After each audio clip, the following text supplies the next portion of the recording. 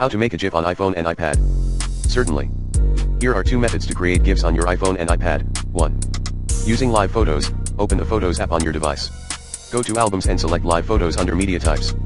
Choose the live photo you want to turn into a GIF. Tap Live, then select Loop to create the GIF. Save or share the GIF using the Share button. 2. Using Shortcuts app, open the Shortcuts app. Search for Video to GIF in the Gallery tab. Add the shortcut and run it. Select a video from your photo library.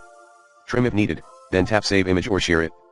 Remember, you can also explore third-party apps like Giphy for more control and effects.